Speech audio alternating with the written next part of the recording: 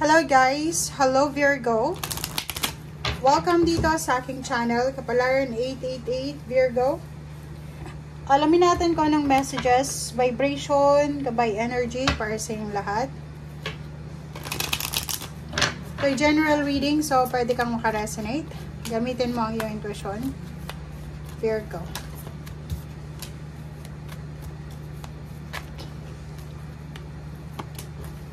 Okay, Virgo number 15, 6, 8, 33. Wow. Sinasabi ng baraha sa'yo dito na may kailangan kang pagdesisyonan or may kailangan kang gawin. Okay, so it's a decision making tungkol sa pera or tungkol sa emotion siya. Kung makikita mo na sa tamang direction ka, Virgo, hawak mo siguro yung susi para dito sa financial success na to. So, after neto, 'di ba, like, nakapag-decision ka na eto yung gagawin mo, sunod-sunod na, 'di ba? Parang magkakasunod na yung mga mangyayari. It's either pera to or relationship, pero nakikita ko trabaho. Nasa kamay mo yung susi para dito sa tagumpay na to, financial success, lalo na sa pera. Kaso lang, nasa bear ka pa, nasa crossroad ka. Parang hindi mo alam kung tama ba tong desisyon na gagawin mo. It's either gusto mong mag-resign, gusto mong lumipat ng trabaho, gusto mong magpahinga, or kung ano man to na sinasabi ng baraha. Comment down below if resonated ka.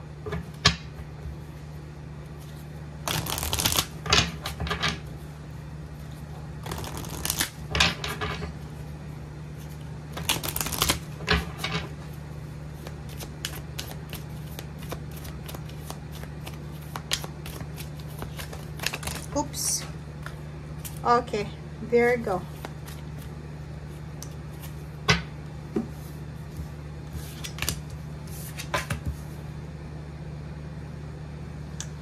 Okay. Family changes, courage, welcome the new. Yun na nga ito, oh. May gusto kang mangyari or may gusto kang pagbabago na mangyari sa buhay mo. It's either family life, pagbabago sa pamilya, or gusto mong lumipat ng trabaho. Kaso lang nagdadalawang isip ka. Hindi mo alam kung tama itong gagawin mo, or hindi mo alam kung nasa tamang direction ka ba or hindi.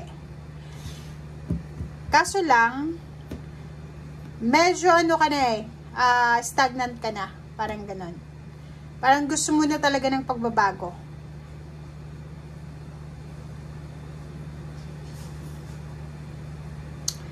Nakikita ko rin sa'yo dito na isang buong pamilya to. Isang buong pamilya na nagtutulong-tulong sila. Nagtutulungan sila kung paano nila ma-achieve yung pagbabago sa buhay nila. Kaso lang, hindi lahat ng miyembro ng pamilya ay courageous, 'di ba? May isa or dalawa na pinanghihinaan ng loob. May isa na sobrang motivated, parang ganun. So, hindi masyadong balanse. So, kinakailangan nyo dito ng courage, lakas loob.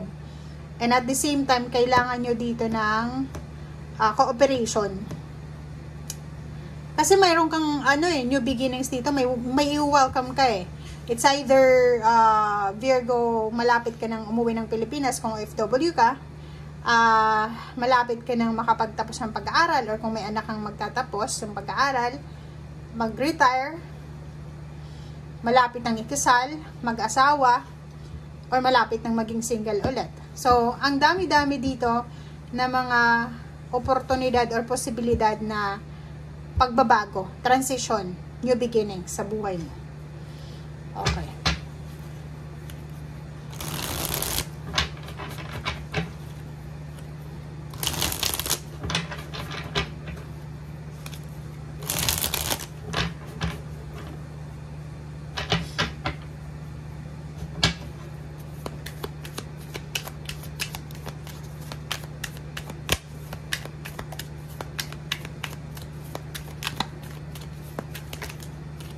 Okay.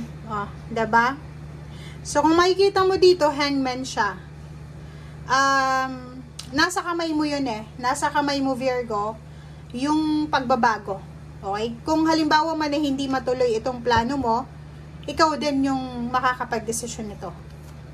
Nakakaloka, oh. Papasok ka sa bagong mundo.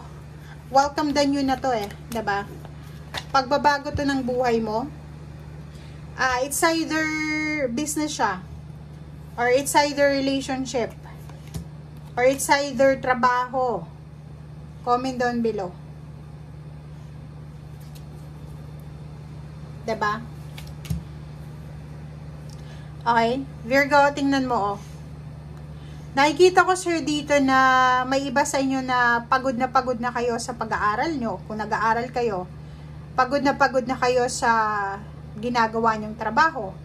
Or kung may business kayo, pagod na din kayo sa ginagawa nyong business. Hindi kayo masyadong stable. Parang gano'n. Hindi masyadong stable yung mindset nyo. Siguro hindi kayo makatulog sa sobrang pag-iisip.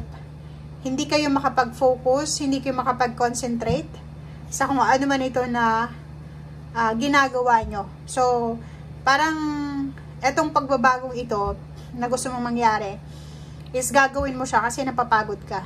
Kailangan mong ipahinga yung katawan mo, ang isip mo, and at the same time, kailangan mo magkaroon ng balanse. Okay. Nandito ka sa 8 of Swords eh. 'Di ba? Na parang kahit anong gawin mo, nandun ka pa rin sa stagnation. Wow. Speechless tayo dito. May trabaho ka siguro pero kulang pa rin yung kinikita mo. May relationship ka pero hindi mo maramdaman yung may karelasyon ka na dadamayan ka sa kung ano man itong pinagdadaanan mo. Talagang sigurado ka na. Sigurado ka na na umalis, lumipat, mag-travel, mag-relocate. Okay? Sa relationship, ganun din. Nakikita ko sa'yo dito na may Virgo na in a relationship or may asawa. And hindi nila alam kung sigurado pa ba sila sa nararamdaman nila. Parang ganun. Kasi ang focus mo ngayon is kung paano ka magkakaroon ng financial stability. Ang focus mo sa ngayon is hindi lang happy family, ganito, ganyan. Ang focus mo sa ngayon is yung magkaroon ka ng talagang totoo na karamay, sa hirap, sa ginhawa, malayo man or malapit, parang ganun.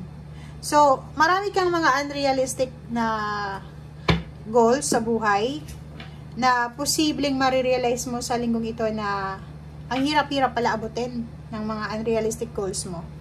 Diba? Tingnan mo to sa ilalim ng baraha. Number 16-7.